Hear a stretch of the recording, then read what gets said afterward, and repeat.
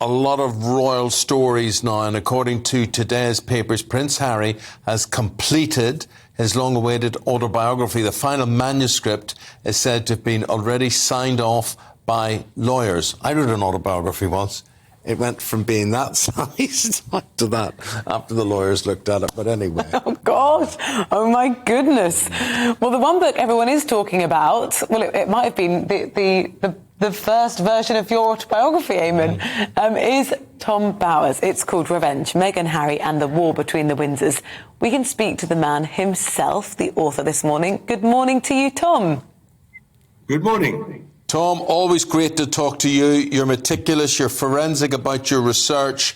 When you say it's a war between the Windsors, how toxic is this war? How bad is it? Well, after the Oprah Winfrey interview, it clearly was very toxic. And I think that both sides would try to some extent lower the temperature. But the underlining anger between both sides can't be removed. And of course, the news today that Harry's memoir is going to be published in the near future will just alarm the royal family here in England about what he's actually going to say to earn his money. They're perfect. We all have our little nuances and weaknesses and whatever. What sort of pairing was it when Harry got together with Meghan? Did they exacerbate each other's weaknesses or did they strengthen each other? Well, I think they're both very needy people. But the point is, I think that Meghan was on a manhunt. She was looking for a husband and an English husband. And Harry was available. And she carefully researched all his strengths and, more importantly, his weaknesses. And when that moment came when she first met him, she could easily, because she's an extraordinarily good performer in those circumstances, she's an actress after all, she could reassure him that she was the one he was looking for. And he was desperately looking for somebody. He confessed he was a lonely man. He confessed he couldn't find anyone suitable. He'd gone through some very unhappy relationships. And Meghan fitted the bill. She provided everything he needed. She was good looking. She was good company. She could talk the way he wanted to talk about his subjects like Africa and things like that. And they both needed each other. And I think to that extent, for Harry, it was a wonderful gift, a match made in heaven, and also for Meghan, because that was the sort of person she was looking for, famous and rich. Do they both still need each other to the same extent now? Well, I think they do. I mean, I know many people can't believe the relationship will continue, but I think Harry seems to be pretty happy in America. He likes paddling in the Pacific. He likes the sunshine. He likes being free from Kensington Palace and the control of Buckingham Palace. And I don't see how Meghan can, at the moment, do better because she's still got her royal title. She's still got the label, which earns her money. So I think at the moment it's working out okay. I mean, the horror of the whole thing is that they capitalize and finance their well-being by trashing the royal family, which is the source of their status and income. But I think much depends now on what happens in Harry's memoir. What will he say to earn his money? That is the big question. Next thing, we've just mentioned there, the autobiography seems to have been signed up. How explosive do you expect that to be? I mean, at the very least, it must create embarrassing situations whereby Harry and Meghan then can no longer mix with other members of the royal family because what may or may not be said. Well, despite the awful things they said in the Oprah Winfrey interview, they still did mix with the royal family, both in St. Paul's, and they met the Queen and Prince Charles on their recent visit. So I don't think the horror of what they say seems to be a bar on them meeting the royal family, because the family on the whole doesn't want to create a bigger divide than there is at the moment. They prefer, obviously, to link up and end this feud. But I don't see how Harry can earn his living in this book, earn his advance, without saying even more damning things than he said already. And we've got to remind ourselves that both in his Apple TV series, the Oprah interview, and even in the NBC interview in the Invictus Games, he refused to say that he missed his father and brother. He pointedly attacked the royal family for not protecting the Queen. And now he's going to have to raise his game to make his book saleable. And that's what we all wait to see, what he's going to say.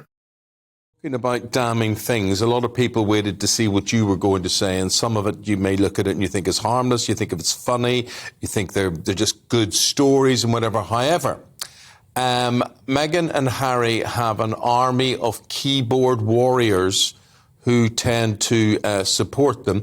It takes them a week or so before they get up to date with what you say or I say or Rosie says or whatever it is.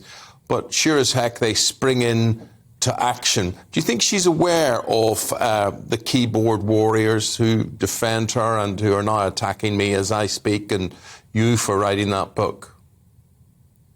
Well, I don't do social media, so I don't have the pleasure of reading their vitriol. Of course she knows. I mean, Meghan is a person who controls the narrative. That has been part of the problem when she came to London to become part of the royal family. She couldn't understand why she wasn't more important and wasn't in control of everything. And that's why, of course, she has fractious relationships with so many people. So I'm convinced she has a very talented staff. They're hardworking. They know how important brand Markle is, and they will be keeping in touch with what's being said. They won't like everything that's being said because however much people may attack me or my book, there are many people, I'm told, who love the book, and the sale of the book is now #1 bestseller. So that can't be of much pleasure to Meghan.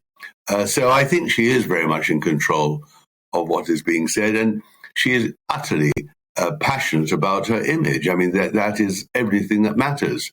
She's a creature of Hollywood. She knows that celebrity images is what earns the money, and that's what she must protect.